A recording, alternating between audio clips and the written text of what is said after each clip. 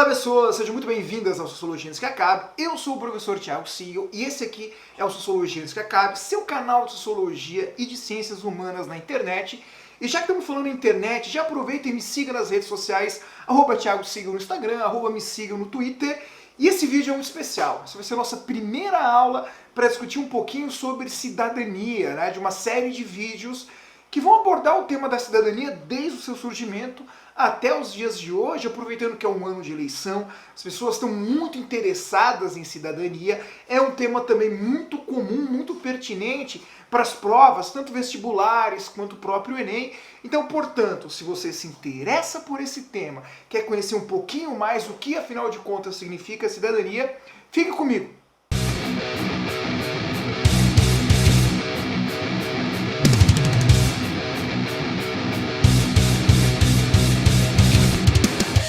O objetivo dessa nossa primeira aula é descobrir um pouquinho sobre o surgimento da cidadania, como ela veio aparecer no mundo, mas é claro, não dá para falar sobre o surgimento da cidadania sem a gente conversar um pouquinho sobre o que de fato é cidadania. Não é nosso objetivo aqui fazer uma reflexão teórica sobre o conceito de cidadania, ou pelo menos não nesse momento. Mas vamos lá, o mínimo que a gente precisa saber. Podemos entender cidadania aqui como um conjunto de direitos e deveres que determinados indivíduos possuem em determinadas sociedades. E reparem só, é comum falar em cidadania como conjunto de direitos e deveres dos indivíduos, mas reparem que o professor colocou aqui uma coisa interessante, em determinadas sociedades, em determinadas épocas. Isto porque o que nós entendemos por cidadania muda ao longo da história e muda ao longo do tempo. Isto é, cidadania para nós hoje contemporâneos não significa que é a mesma coisa para os gregos antigos. E é justamente pelos gregos antigos que a gente vai começar a nossa conversa. Por quê, galera? Muito daquilo que a gente é, tanto do ponto de vista cultural, social, político, tem muito a ver, ou tem muito das suas origens na antiga sociedade grega e também na antiga sociedade romana. Por isso a gente fala muito em cultura greco-romana, na influência greco-romana na nossa sociedade. E vejam só, o surgimento da ideia de cidadania pode nos levar à Grécia Antiga no mesmo período que surgiu tanto a palavra política quanto a expressão democracia. Por quê? Tanto cidadania, quanto democracia, quanto política são, digamos assim, invenções gregas. Por que o professor fala isso? Porque nas civilizações antigas, tanto no Oriente Próximo ou no próprio nas civilizações asiáticas, não havia ideia de política. Por quê, galera? O governante era entendido como um reflexo do Deus na Terra. O poder do governante era o poder do próprio Deus. Por isso muitos autores utilizam a expressão déspota-deus para se referir aos governantes das antigas sociedades. Era como se dissesse que eles tivessem poder absoluto e o poder desses governantes era legitimado pela crença religiosa, né? Então desafiar ao governante era de certa forma como desafiar o próprio Deus. E essa foi a primeira grande novidade que os gregos trouxeram para o mundo. Romperam com essa ideia de déspota-deus, do governante como um escolhido por Deus. Passa a ver então um governante na terra e aqueles que governam os céus, digamos assim. Os gregos foram os primeiros povos a entender ou a criar a ideia de que o governante nada mais é do que um homem. E que há então um poder dos homens na sociedade e um poder divino, né? E essas duas coisas não necessariamente andam junto. A partir desse momento, os gregos criam também a ideia de política, né? E a expressão política, como a gente conhece bem, deriva da expressão polis, que era a maneira como os gregos falavam sobre a cidade, né? Curiosamente, da expressão polis surge a palavra política e também a palavra polícia. Enquanto a política faz uma referência à arte de administrar a vida em sociedade, e vejam que interessante. Porque quando a gente pensa na nossa vida na sociedade, a gente pode dividir em duas esferas. Existe uma vida pública e uma vida privada. A minha vida privada, aqui dentro da minha casa, diz respeito a mim. Então somente a mim. Mas a minha vida pública, quando eu saio da minha casa, passo a viver na cidade, ela se torna mais complexa. Porque na vida pública, a gente precisa muitas vezes conviver com pessoas que a gente não gosta, conviver com opiniões que são muito diferentes das nossas, e isso inevitavelmente gera conflito. E aí que vem a política, né? A arte de administrar esses conflitos na vida pública para evitar que esses conflitos se transformem em violência. Então assim nós temos o surgimento da política, junto com o surgimento da política, os gregos trouxeram a ideia de democracia e junto com a ideia de democracia, os gregos trouxeram para a gente também a ideia de cidadania, né? O que era então a cidadania para os gregos? Cidadania condizia justamente ao direito que determinados indivíduos na Grécia, que passaram a ser chamados de cidadão, poderiam participar das decisões políticas da cidade. Inclusive os gregos, deu uma travada aqui, inclusive os gregos foram muito audaciosos nesse sentido, eles criaram basicamente um corpo cívico, né?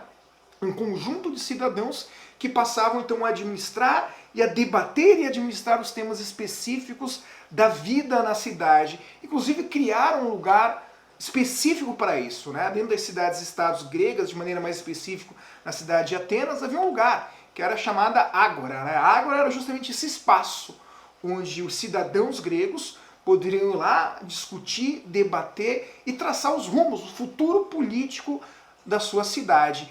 E nesse sentido aqui eu vou destacar para vocês, deixem eu fazer uma breve leitura do livro O que é Cidadania, da professora Maria de Lourdes Mancini. E aqui ela traz uma reflexão sobre como a cidadania é uma invenção dos gregos. Vou deixar aqui no vídeo, vocês podem pausar para fazer a leitura. Vejam só o que ela diz.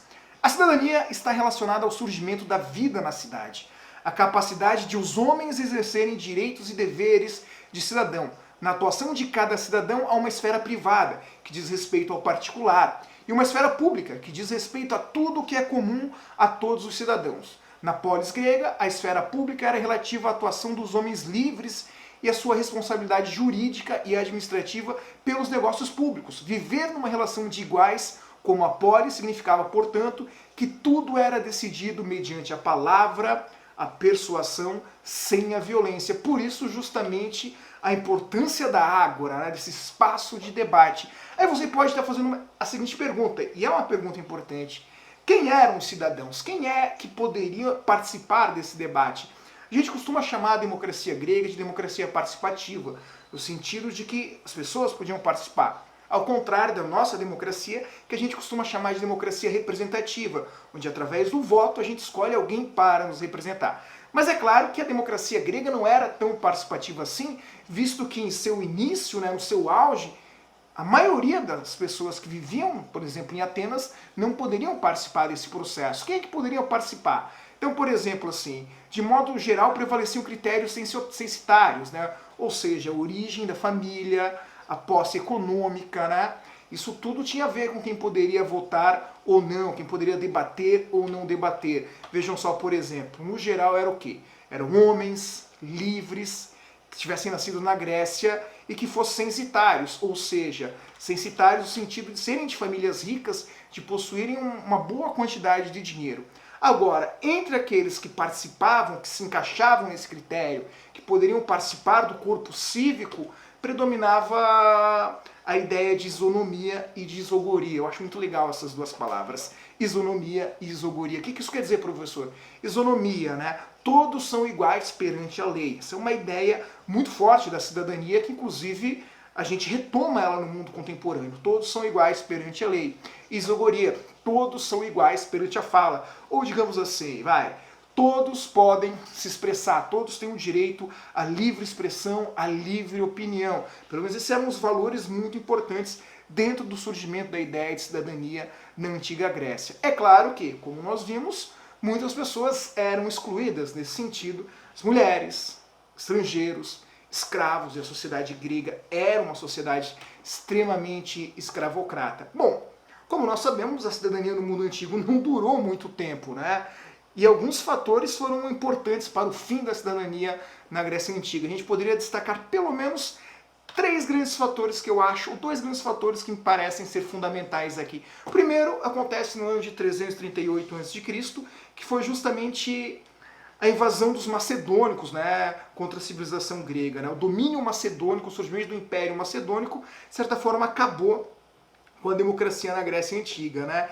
E mais tarde, principalmente, a democracia é eliminada do mundo antigo quando o Império Romano, né, deixa de ser uma república e transforma-se em um império. Bom, mas obviamente essa ideia de cidadania não desaparece para sempre. Ela volta no mundo moderno, ela volta principalmente com as revoluções chamadas de revoluções liberais ou de revoluções burguesas, mas isso é um tema para um próximo vídeo. Se você chegou até aqui, espero que eu tenha ajudado a entender um pouquinho o contexto histórico da origem da cidadania e o seu significado original, né? Logo, eu volto com mais vídeos para a gente aprofundar um pouquinho mais esse tema. E se você gostou do vídeo, não se esqueça de deixar um like, deixar um comentário e compartilhar esse vídeo com quem está se preparando, com quem está estudando também para o Enem, para os vestibulares. No mais, um forte abraço a todos e valeu!